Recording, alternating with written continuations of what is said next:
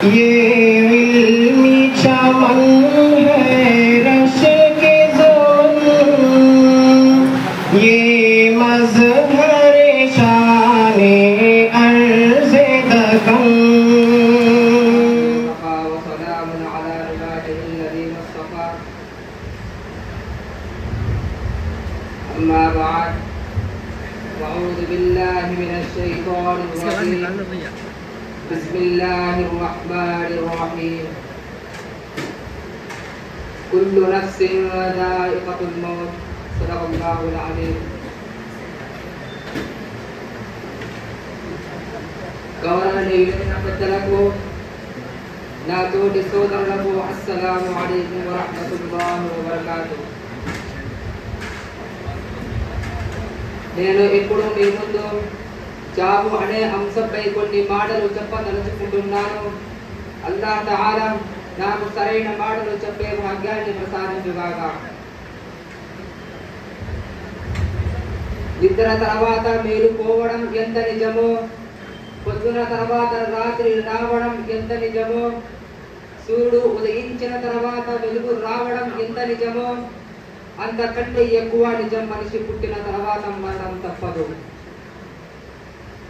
దీనిని ఖురాన్లో ఇలా తెలియజేస్తున్నారు, కుల్లు నఫ్సిన్ ज़ाइक़తుల్ మౌత్, ప్రతి ఒక్క ప్రాణికి మరణం తప్పదు.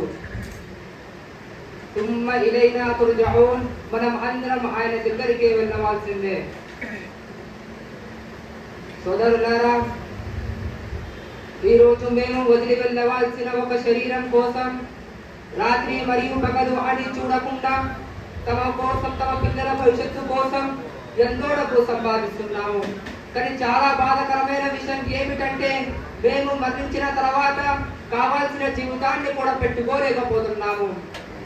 ఇక్కడ డబ్బు గురించి ఆలోచిస్తున్నామే తప్ప మేము మరణించిన తర్వాత ఏమి జరుగుతుందో మనం ఆలోచించలేకపోతున్నాము. నా ప్రియమైన సోదరులారా, మనిషి మరణించిన తర్వాత 3 వస్తువులు తన వెంట వస్తాయి. ఒకటి బంధువులు, రెండోది ఆస్తి, మూడోది పుణ్యకారాలు. ఇందులో 2 తిరిగి వెళ్ళిపోతాయి. కేవలం ఒకే ఒకటి మిగిలి అతనిని రక్షిస్తుంది. అది అతను చేసిన పుణ్యకారాలు.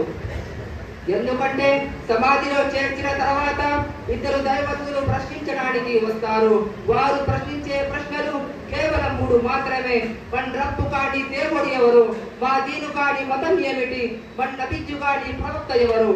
ఒకవేళ ఆ మానవుడు భూలోకంలో అంతిమ అక్షరం వరకు బుద్ధిమంతుడిగా బతికితే అతను ఎటువంటి బాధ లేకుండా ఆ 3 ప్రశ్నలకు జవాబు ఇస్తాడు. ఒకవేళ అతను పూర్తి జీవితాన్ని పాపాలలో గడిపితే ఆ 3 ప్రశ్నలకు జవాబు ఇవ్వడు. ఒక పెద్ద సర్పం అతని సమాధిలోకి ప్రవేశించబడుతుంది. దాని శబ్దం పిడు కన్న కఠినంగా ఉంటుంది. అది ఒకసారి కాటు వేస్తే 70 అడుగులు లోపలికి వెళ్తాడు. దాని ముఖం నుండి అగ్ని జ్వాలలు చెలరేగుతాయి. అతని మాట వినేవారు, అతని ఇబ్బందిని దూరం చేసేవారు ఎవరు ఉండరు. కేవలం అతని అరుపులను నోరు లేని జంతువులు తప్ప ఎవరు వినరు. ఒక హదీస్ లో మహాప్రవక్త సల్లల్లాహు అలైహి వసల్లం గారు ఇలా తెలియజేస్తున్నారు, సమాధి సర్వగుంటలో నుంచి ఒక గుంట లాంటిది, లేక నరక గుంటలో నుంచి ఒక గుంట లాంటిది. ఒకవేళ అతను అల్లాహ్ మరియు ప్రవక్త సల్లల్లాహు అలైహి వసల్లం దారిలో నడిస్తే అతనికి స్వర్గం లభిస్తుంది. ఒకవేళ దీనికి విరుద్ధంగా నడిస్తే అతని సమాధి అతనికే నరకం అవుతుంది.